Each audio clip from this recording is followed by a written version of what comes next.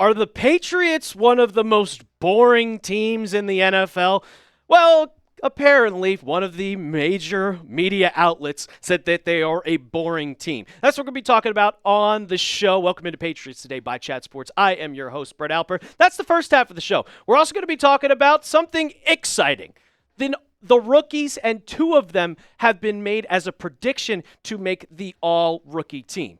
Now, before we get started, I'd just like to say just some little news that came in from yesterday. According to Doug Kyed, Mark Daniels, all the Patriots beat reporters, is that Wilfred Penny was unfortunately released by the Patriots. So go ahead, type your Fs in the chat, because I wanted to see him succeed. I mean, as a defensive lineman coming out of Virginia Tech, he didn't make the roster. I thought he had a little bit of a better chance because he was from France, so he gets that international exemption, but it reduces the Patriots linemen down to 8. And I'll say this really quick, that because it's going down to 8, it seems like that they trust their front four, which involves Milton Williams and Christian Barmore. And now, because the Patriots had 91 on the roster and he had the exemption, the Patriots do not gain a roster spot, so they are completely filled at 90. So go ahead, give your likes, show some love to Wilfred Penny, like the video, and also, we're trying to beat the like record here. I went back and I looked from last year's likes, and we are so close from beating the like record. We could do it on this video today. 8,378 for June 25, 8,437 for June 24. I don't know the math right now. I know that, so if you get 70 on this video, we are going to beat that record. So go ahead, give me a little thumbs up. Hit that thumbs up icon once for me. Don't hit it twice because then you unlike the video. Let's go ahead, like this video right now. So let's get into it. Are the Patriots boring? Come on, man. USA Today ranked the Pats as the 25th most boring team to watch in the NFL. And I saw that, and I'm thinking, they improved their team so much. You got a second-year quarterback that looks actually really good. Everybody's praising him. You have a great defense. What are we doing here? Why are we talking about this? So here's what USA Today had to say. They said, maybe this seems high for a group that seemingly couldn't muster a reason for fans outside of the Northeast to tune in last season. Last season, USA Today. This is not this year. Jacoby Brissett didn't start for 4 games. Come on. But it's probably time to buy low on Drake Maye, at least from this perspective. The number 3 overall pick last season navigated trying his rookie season with aplomb and skillanting, I can't speak. Great playmaking skills should shine through more often now that he's equipped with better support. So I'll say that. They're giving praise to Drake Maye. They think he's going to do good. A lot of people think that Drake Maye is going to break out into a top 15, top 12 quarterback in this league. So then why would you think they're boring? And I looked at the whole entire list, and here is some of the teams on that list. I'm not going to go into 31 and 32 and 30 because who really cares? But the Ravens, yeah, they're exciting. Lamar's an exciting player. Philadelphia Eagles, Detroit Lions, the Bills.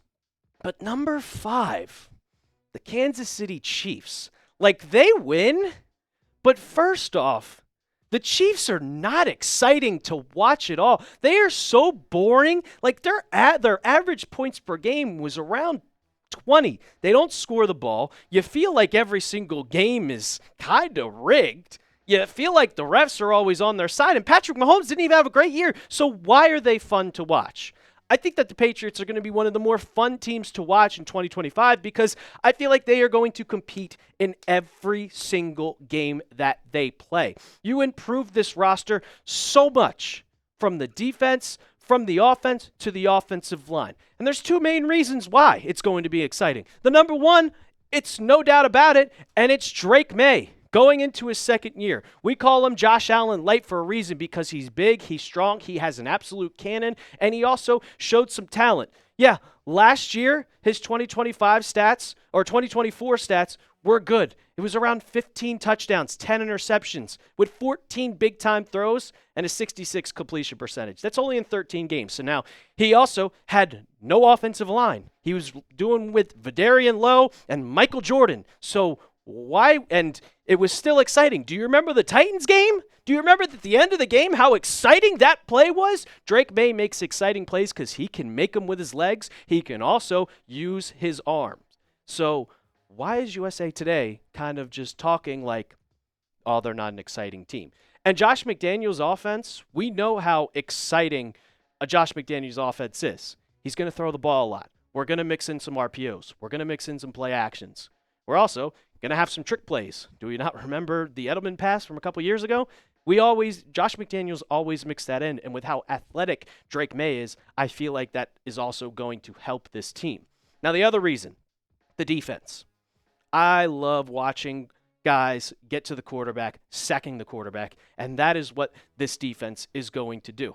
You have one of the top 2 defensive linemen in the NFL with Milton Williams and Christian Barmore.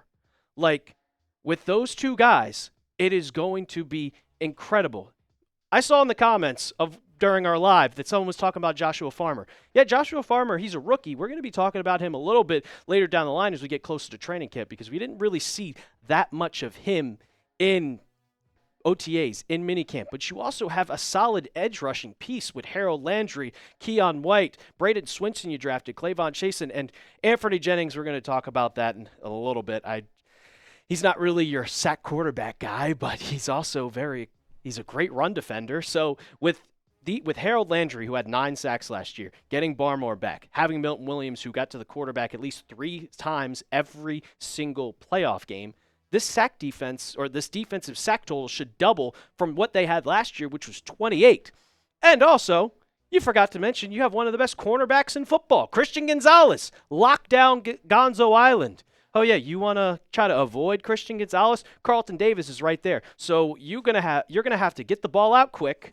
You're going to have to go and get him. You could see that's 7 PBUs and 2 interceptions for Christian Gonzalez, but a 70.5 QB rating when you're targeting Christian Gonzalez. 70.5.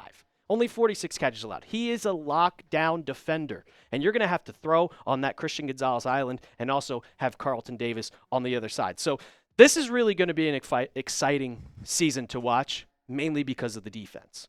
Now, I think Drake Maye is going to actually boost this offense a little bit, but it's mainly going to be that defense that we are going to be exciting with going into 2025. Going to talk about the rookies just in a second on the back half of today's video, but I got to tell you about this Nike t-shirt, this Nike Pat shirt. It is 50% off. And I know this t-shirt, it's kind of like just you can wear it around. No, this is a performance t-shirt. So it's made of that little dry fit material, and you can get yours today for $20. Chatsports.com/Pats Nike. I always love the Nike Patriots tees. I kind of just only prefer the Nike. You can see the check right there. I'm always wearing it. So you can get yours today. Rep the Patriots this summer. Rep the Patriots leading up to the 2025 season. Chatsports.com/Pats Nike. We'll have that in the comments and description of today's video. All right, talking about the rookies. Gennaro Felice of NFL.com. He predicted that 2 Patriots were going to make the all-rookie team. And I will say, I'll give you a little hint. One of these guys is not offense, is not defense. It's on special teams, and I think it's an absolute steal of the draft. And the first guy, but we're going to be talking about, on offense, and that is Kyle Williams.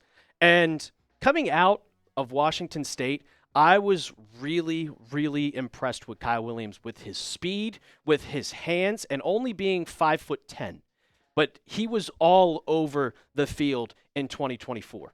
And when you look at just his statistics from his last couple seasons with Washington, they were incredible. Here's what NFL.com had to say about Williams. They said he's a fun watch, exhibiting that kind of dynamicism and swagger that can lead you to believe to make a smooth transition to the league. The 22-year-old still needs to refine the finer points of his game. Like, he has a little drop problem, but that can be fixed. He's eliminated concentration drops, like I just said, polishing his route running, but there's a lot of reasons to believe he could wind up as a third-round steal who could significantly nurture the growth of Drake Maye.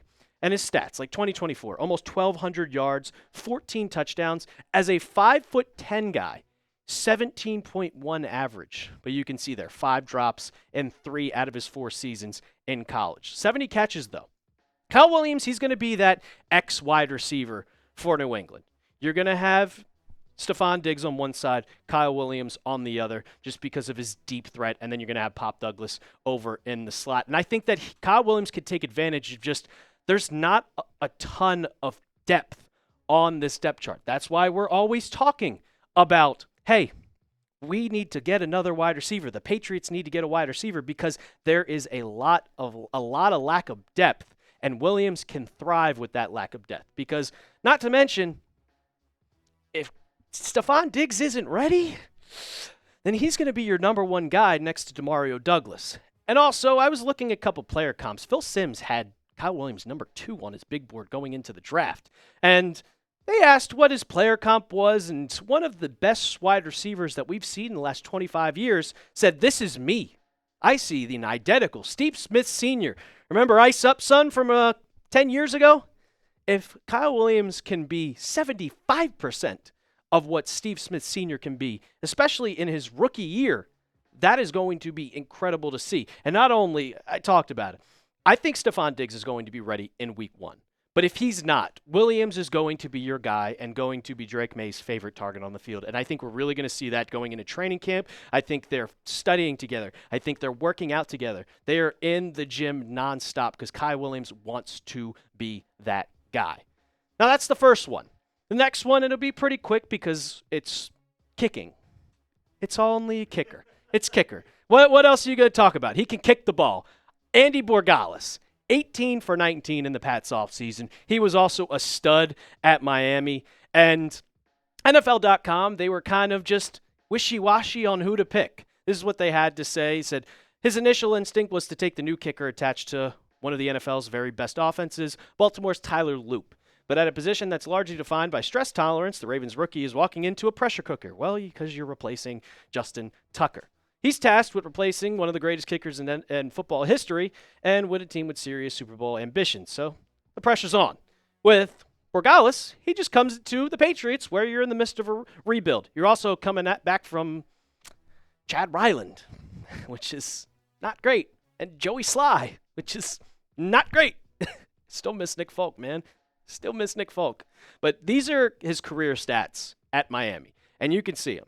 Like 40 yards, that's a little bit iffy, but 50 yards, 7 out of 10. From 20 to 29 yards, 25 for 26, and then 25 from 29 from 30. Like, this guy is money throughout kicking.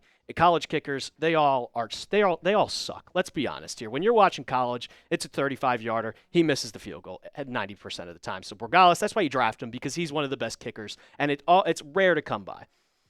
During OTAs, during minicamp, Borregales was on fire. 19 for 20. He was the best kicker in the draft, and he showed it. He had a little draft competition with Parker Romo, and Parker Romo's still on the team, has not been cut, but I expect him to get cut really soon. And if you're 19 for 20 in workouts, well, I just hope it happens. He can keep it up once the season starts. Because you can look great in practice, kicking the ball, but once the pressure is on and you got guys coming at you, pause. When you got a defense going after you, it's going to be hard once you get in that stadium atmosphere. So I hope that Borregales can keep it up. If you're excited about the rookies, go ahead, hit that thumbs up icon, like the video. Let's beat the like record for June. Hit that thumbs up icon. And also, you can subscribe to the channel. Subscribe, Patriots Today by Chat Sports. I'm also trying to get to 27,000. So go ahead, subscribe to the channel. And as always, let's go Pats.